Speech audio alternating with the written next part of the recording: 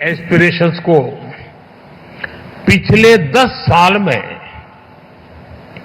जो पंख लगे हैं वो इस थर्ड टर्म में एक नई उड़ान भरेंगे।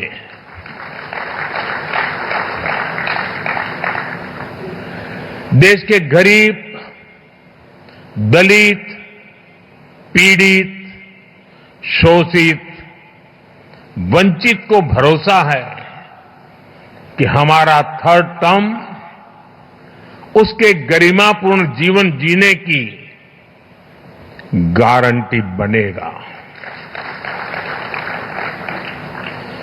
140 करोड़ भारतीय भारत को तेजी से टॉप 3 इकोनॉमीज में पहुंचाने का संकल्प लेकर काम कर रहे हैं। इसलिए आज का ये इवेंट आइसोलेटेड इवेंट नहीं है, एक बड़े विजन, एक बड़े मिशन का हिस्सा है।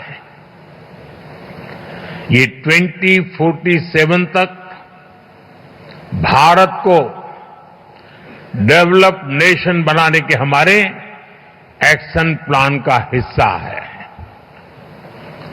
और हम ये कैसे कर रहे हैं, इसका ट्रेलर थर्ड टर्म के हमारे पहले 100 डेज 100 दिनों के फैसलों में दिखता है। फ्रेंड, फर्स्ट 100 डेज में हमारी प्रायोरिटीज भी दिखती हैं, हमारी स्पीड और स्केल का भी एक रिफ्लेक्शन मिलता है। इस दौरान हमने हर उस सेक्टर और हर उस फैक्टर को एड्रेस किया है जो भारत के तेज विकास के लिए जरूरी है। इन 100 दिनों में फिजिकल और सोशल इंफ्रास्ट्रक्चर के विस्तार के लिए अनेक महत्वपूर्ण फैसले लिए गए हैं। हमारे विदेशी अतिथियों को ये जानकर हैरानी होगी कि भारत में हम 700 मिलियन यानी 7 करोड़ घर बना रहे हैं। ये दुनिया के कई देशों की आबादी से भी ज्यादा है। सरकार के पिछले 2 टर्म में हमने इसमें से 400 मिलियन यानी 4 करोड़ घर बना चुके हैं और तीसरे टर्म में हमारी सरकार ने 300 मिलियन यानी 3 करोड़ नए घर बनाने का काम शुरू भी कर दिया है। बीते 100 दिनों में भारत में 12 नए इंडस्ट्रियल सिटीज बनाने का फैसला किया गया है। बीते 100 दिनों में 8 high speed road corridor projects approve किए गए हैं। बीते 100 दिनों में 15 से ज्यादा नई made in India semi high speed Vande Bharat train launch की गई है। हमने रिसर्च को प्रमोट करने के लिए भी 1 ट्रिलियन रुपीस का रिसर्च फंड बनाया है। हमने इलेक्ट्रिक मोबिलिटी को बढ़ावा देने के लिए भी अनेक इनिशिएटिव्स अनाउंस किए हैं। हमारा लक्ष्य हाई परफॉर्मेंस बायो मैन्युफैक्चरिंग को बढ़ावा देने का है और ये भविष्य इसी से जुड़ा रहने वाला है। इसके लिए बायो E3 पॉलिसी को भी मंजूरी दी गई है।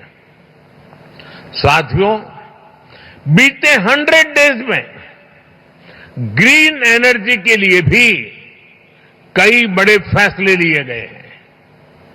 हमें ऑफशोर विंड एनर्जी प्रोजेक्ट्स के लिए वायबिलिटी गैप फंडिंग स्कीम की शुरुआत की गई है। इस पर हम 7,000 करोड़ रुपए से ज्यादा खर्च करने जाते हैं। भारत आने वाले समय में 31,000 मेगावाट हाइड्रो पावर जनरेट करने के लिए भी काम कर रहा है। इसके लिए 12,000 करोड़ रुपए से अधिक अप्रूव किए गए हैं। साथियों, भारत की डायवर्सिटी, भारत की स्केल, भारत की कैपेसिटी, भारत का पोटेंशियल, भारत की परफॉर्मेंस, ये सब यूनिक है। इसलिए मैं कहता हूं, Indian solutions for global application. इस बात को दुनिया भी भली भांति समझ रही है। आज भारतीयों को ही नहीं बल्कि पूरी दुनिया को लगता है कि भारत 21st सेंचुरी की बेस्ट बेट है। आप देखिए, इस महीने की शुरुआत में ही ग्लोबल फिनटेक फेस्ट का आयोजन हुआ। इसके बाद फर्स्ट सोलर इंटरनेशनल फेस्टिवल में दुनिया भर से लोग शामिल हुए। फिर ग्लोबल सेमीकंडक्टर समिट में दुनिया के कोने कोने से लोग भारत आए। इसी दौरान भारत ने सिविल एविएशन पर एशिया पैसिफिक मिनिस्ट्रियल कॉन्फ्रेंस के आयोजन का दायित्व निभाया। और अब आज यहां हम ग्रीन एनर्जी के फ्यूचर पर चर्चा के लिए जुटे हैं। फ्रेंड्स, मेरे लिए ये बहुत सुखद संयोग है कि गुजरात की जिस धरती पर श्वेत क्रांति, मिल्क रिवॉल्यूशन का उदय हुआ, जिस धरती पर मधु क्रांति, स्वीट रिवॉल्यूशन, शहद का काम, उसका उदय हुआ, जिस धरती पर सूर्य क्रांति, सोलर रिवॉल्यूशन का उदय हुआ, वहां ये भव्य आयोजन हो रहा है। गुजरात भारत का वो राज्य है जिसने भारत में सबसे पहले अपनी सोलर पावर पॉलिसी बनाई थी।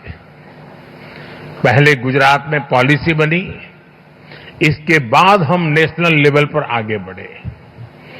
दुनिया में, जैसा अभी भूपेंद्र भाई ने बताया, क्लाइमेट के लिए अलग से मिनिस्ट्री बनाने वालों में भी गुजरात बहुत आगे था। जिस समय भारत में सोलर पावर की बहुत चर्चा भी नहीं थी, गुजरात में सैकड़ों मेगावाट के सोलर प्लांट लग रहे थे। साथियों, आपने भी देखा होगा, ये जो वेन्यू है, इसका नाम महात्मा गांधी के नाम पर है, महात्मा मंदिर। जब दुनिया में क्लाइमेट चैलेंज का विषय उभरा भी नहीं था, तब महात्मा गांधी ने दुनिया को सचेत किया था। और महात्मा गांधी का जीवन देखेंगे तो मिनिमम कार्बन फुटप्रिंट वाला जीवन था। वो प्रकृति के प्रेम को जीते थे।